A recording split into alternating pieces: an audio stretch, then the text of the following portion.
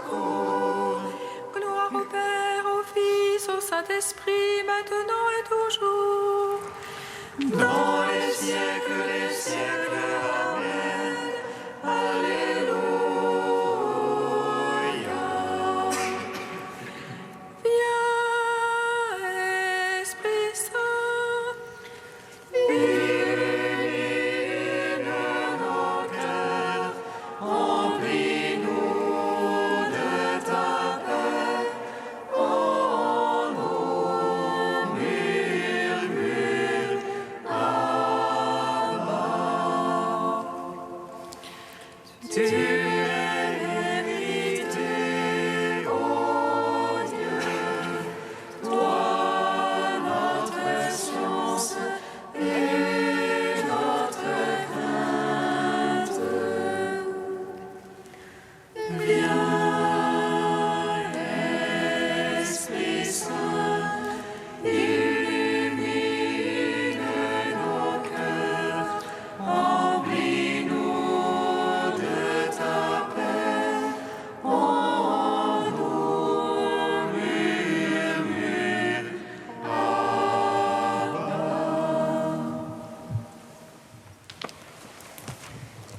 éveille-toi, ô toi qui dors, relève-toi d'entre les morts, car l'Esprit Saint habite en toi, il t'a marqué de son sceau. Éveille-toi, ô toi qui dors, relève-toi d'entre les morts, car l'Esprit Saint habite en toi, il t'a marqué de son sceau. Tous ceux qu'anime l'Esprit Saint sont délivrés de toute crainte, car ils sont les fils adoptifs, ils sont fils de Dieu. Éveille-toi, ô toi qui dors, relève-toi d'entre les morts, car l'Esprit Saint habite en toi, il t'a marqué de son sceau. L'Esprit se joint à notre esprit pour attester que nous sommes héritiers. Si nous mourons avec le Christ, avec lui nous vivrons. Éveille-toi, ô toi qui dors, relève-toi d'entre les morts, car l'Esprit Saint habite en toi, il t'a marqué de son sceau. Cherchez donc à imiter Dieu comme des enfants bien-aimés et suivez la voie de l'amour à l'exemple du Christ. Éveille-toi, ô toi qui dors, relève-toi d'entre les morts, car l'Esprit Saint habite en toi, il t'a marqué de son sceau. Psaume 118, strophe 6. Le Christ ressuscité, Alléluia, donne la paix à son peuple, Alléluia.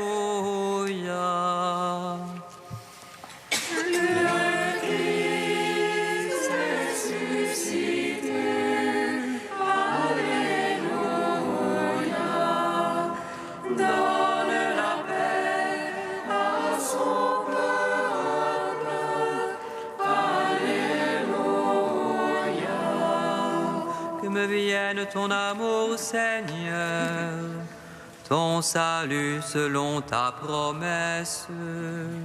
Que je y pose à l'insulte par la parole, car je compte sur ta parole. Ne m'ôte pas la parole de vérité, car j'espère en tes jugements. Que j'observe ta loi sans relâche. Pour toujours et à jamais. Que je sois au large en ma démarche, car j'ai cherché tes préceptes. Devant les rois, je parlerai de ton témoignage. Et n'aurai nulle honte. Tes ordres ont fait mes délices, je les ai beaucoup aimés. J'étends les mains vers tes ordres que j'aime. Tes volontés, je les médite. Gloire au Père, au Fils, au Saint-Esprit. Pour les siècles des siècles. Amen. Le Christ ressuscité. Alléluia. Donne la paix à son peuple. Alléluia. Psaume 3. Le royaume de Dieu est au milieu de nous. Alléluia. Le royaume de Dieu est au milieu de nous. Alléluia. Seigneur, qu'ils sont nombreux mes oppresseurs, nombreux ceux qui se lèvent contre moi. Nombreux ceux qui disent de mon âme, point de salut pour elle en son Dieu. Mais toi, Seigneur, bouclier qui m'entoure, ma gloire, tu me redresses la tête. À pleine voix, je crie vers le Seigneur. Il me répond de sa sainte montagne. Et moi, je me couche et m'endors. Je m'éveille, le Seigneur est mon soutien. Je ne crains pas ces gens par milliers, posés de toutes parts contre moi. Lève-toi, Seigneur, sauve-moi, mon Dieu. Tu frappes à la joue mes adversaires. Tu brises les dents des impies. Dieu sauveur, bénis ton peuple. Gloire au Père, au Fils, au Saint-Esprit. Pour les siècles des siècles. Amen. Le royaume de Dieu est au milieu de nous. Alléluia. Psaume 86. Sa fondation sur les saintes montagnes. Le Seigneur l'a chérie. Il préfère les portes de Sion aux autres demeures de Jacob. Il parle de toi pour ta gloire. Cité de Dieu. Je compte Rab et Babylone parmi ceux qui me connaissent. Tire la Philistie ou l'Éthiopie. Un tel y est né. Mais Sion, chacun lui dit mère, car en elle chacun est né. Et lui l'assure en sa place. Le Très-Haut, le Seigneur. Il inscrit au registre des peuples. Un tel y est né. passe parmi les cœurs. Tous sont en toi leur demeure. Gloire au Père, au Fils, au Saint-Esprit. Pour les siècles des siècles. Amen. Le royaume de Dieu est au milieu de nous. Alléluia.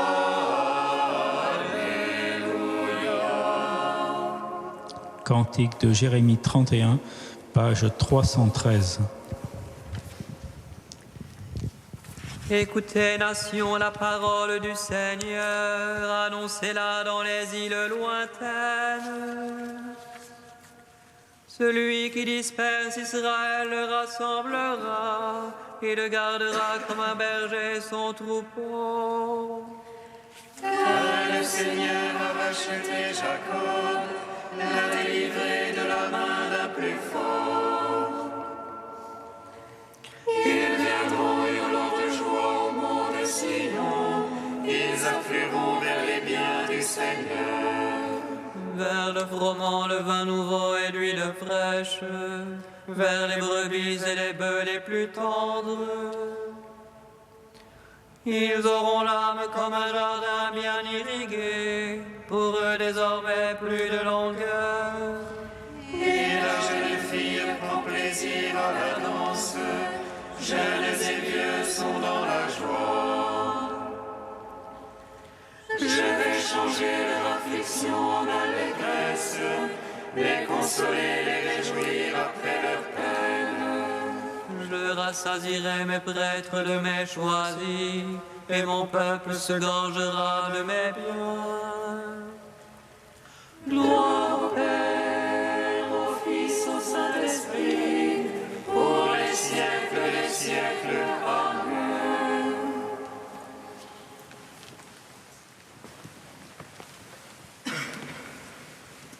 Du pape François, la joie de l'amour, la charité ne fanfaronne pas.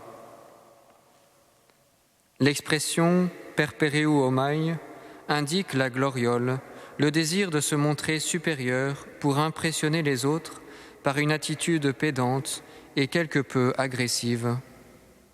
Celui qui aime non seulement évite de parler trop de lui-même, mais en plus, parce qu'il est centré sur les autres, il sait se mettre à sa place sans prétendre être au centre. Le mot suivant, physiotai, a un sens très proche parce qu'il indique que l'amour n'est pas arrogant. Littéralement, il exprime qu'on ne se grandit pas devant les autres et il désigne quelque chose de plus subtil. Non seulement on veut montrer ses propres qualités, mais en plus on perd le sens de la réalité. On se considère plus grand que ce que l'on est parce qu'on se croit plus spirituel ou plus sage. Paul utilise ce verbe d'autres fois, par exemple pour dire que la science enfle alors que la charité édifie, c'est-à-dire que certains se croient grands parce qu'ils sont plus instruits que les autres et ils s'appliquent à être exigeants envers eux et à les contrôler, alors qu'en réalité, c'est l'amour qui comprend, protège, sert de rempart aux faibles, qui nous rend grands. Il est important que les chrétiens vivent cela dans la manière de traiter les proches peu formés à la foi, fragiles ou moins solides dans leurs convictions. L'attitude d'humilité apparaît ici comme quelque chose qui fait partie de l'amour, car pour pouvoir comprendre, excuser ou servir les autres avec le cœur, il est indispensable de guérir l'orgueil et de cultiver l'humilité. Jésus rappelait à ses disciples que dans le monde du pouvoir, chacun essaie de dominer l'autre. C'est pourquoi il dit « Il n'en doit pas être ainsi parmi vous ». La logique de domination des uns par les autres, ou la compétition pour voir qui est le plus intelligent ou le plus fort, ne peut pas régner dans la vie familiale, parce que cette logique met fin à l'amour. Ce conseil est aussi pour les familles. Revêtez-vous tous d'humilité dans vos rapports mutuels, car Dieu résiste aux orgueilleux, mais c'est aux humbles qu'il donne sa grâce.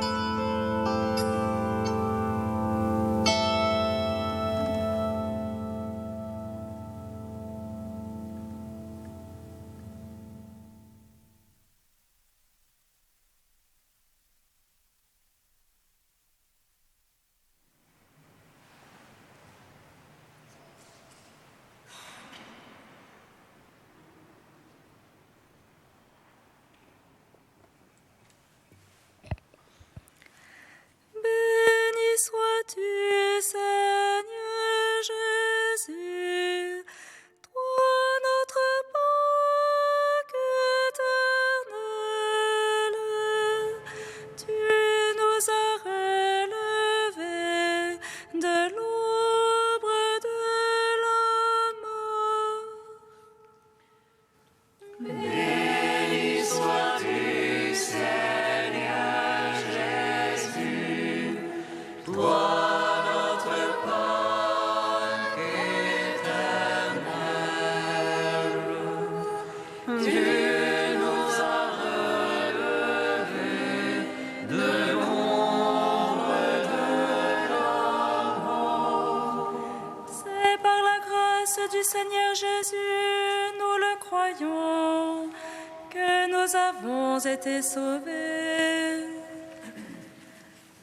Béni sois-tu, Seigneur Jésus, toi notre Pâque éternel.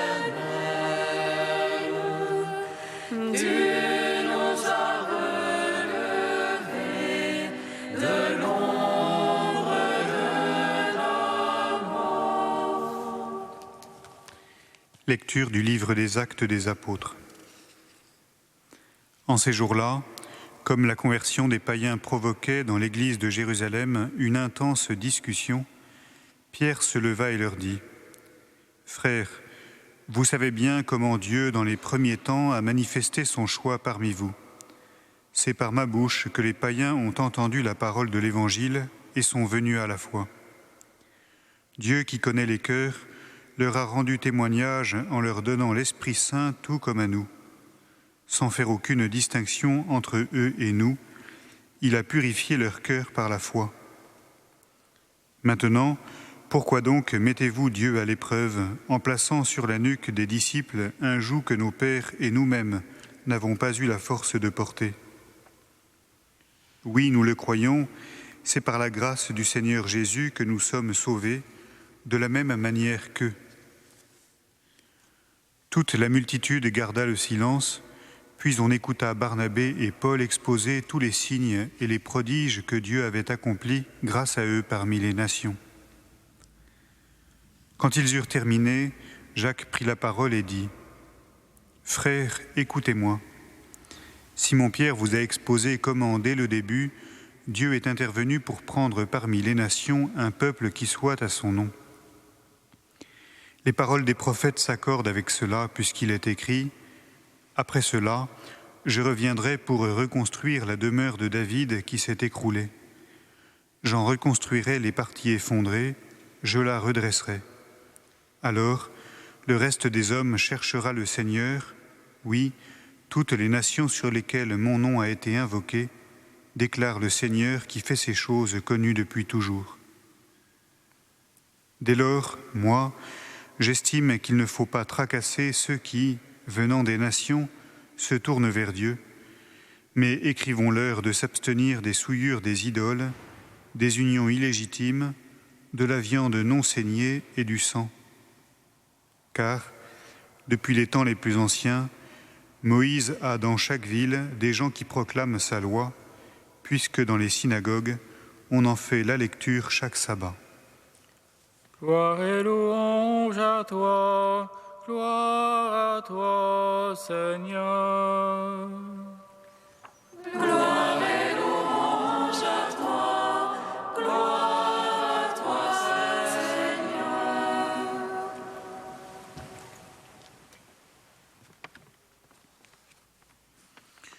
Luc nous le précise dès le premier verset de cette lecture.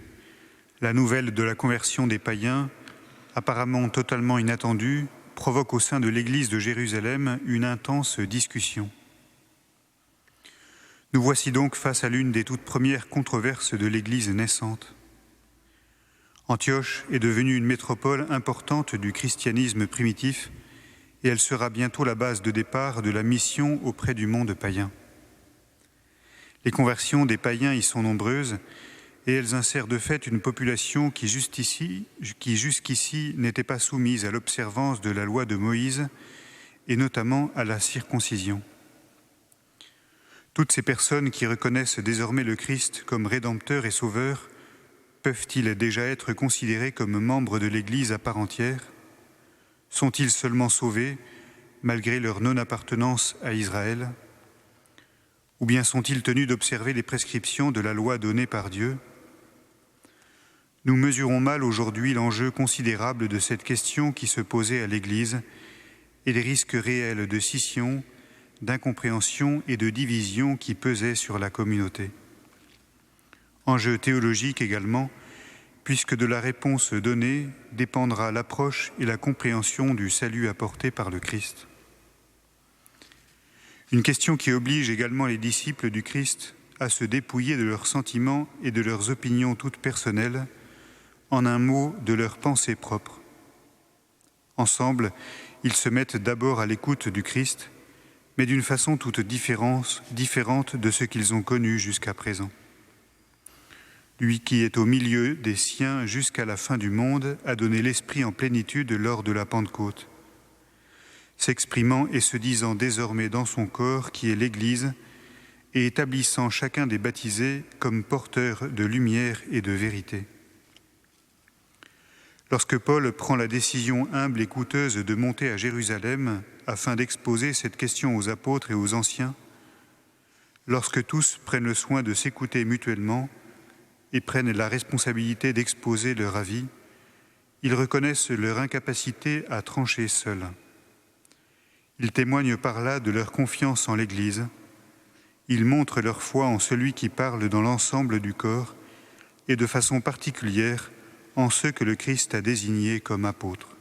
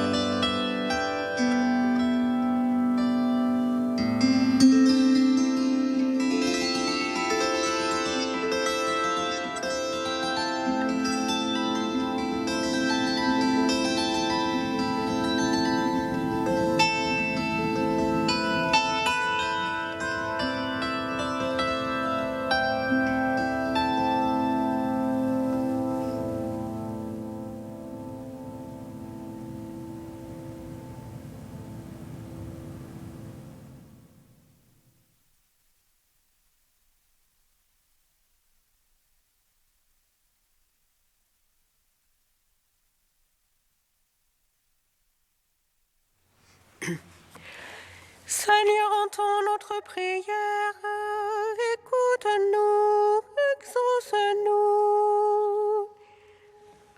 Seigneur, entends notre prière, écoute-nous, exauce-nous.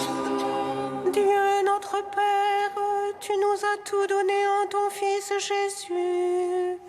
Rends-nous familiers de ta parole, pour qu'elle nous habite et nous garde. Seigneur, entends notre prière, écoute-nous, exauce-nous. Dieu notre Père, tu connais les cœurs et donnes l'Esprit Saint. Répands ta grâce sur ceux qui sont dans l'épreuve et rends-nous attentifs envers ceux que nous côtoyons. Seigneur, entends notre prière, écoute-nous, exauce-nous. Dieu notre Père, ton amour s'étend d'âge en âge et tu préfères chacun. Fais de nous tous ici rassemblés des messagers de la joie de l'Évangile. Seigneur, entends notre prière, écoute-nous, exauce-nous.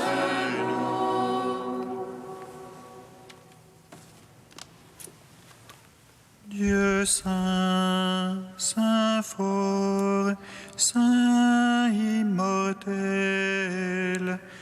Alléluia.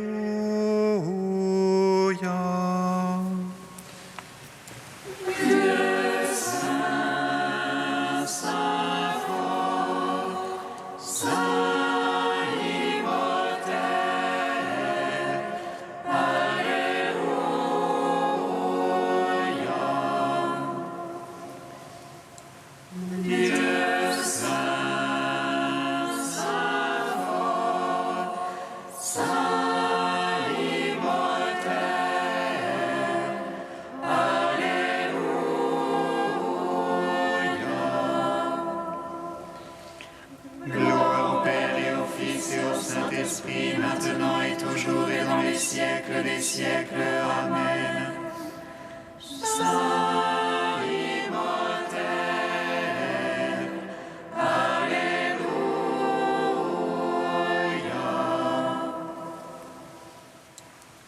Dieu saint, saint fort, saint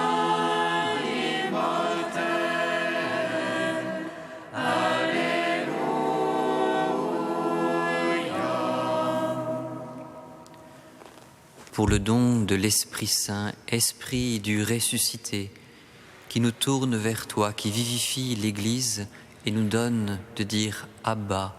Dieu notre Père, nous te bénissons. Notre Père qui es aux cieux, que ton nom soit sanctifié, que ton règne vienne, que ta volonté soit faite sur la terre comme au ciel. Donne-nous aujourd'hui notre pain de ce jour. Pardonne-nous nos offenses, comme nous pardonnons aussi à ceux qui nous ont offensés. Et ne nous soumets pas à la tentation, mais délivre-nous du mal. Car c'est à toi qu'appartiennent et le règne, la puissance et la gloire pour les siècles des siècles. Amen.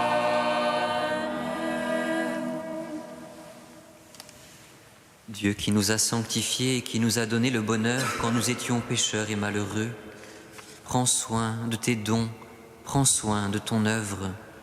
À ceux que tu as justifiés par la foi, accorde la force de persévérer.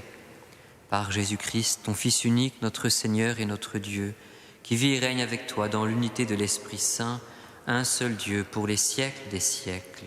Amen. Bénissons le Seigneur. Nous rendons grâce à Dieu. Amen.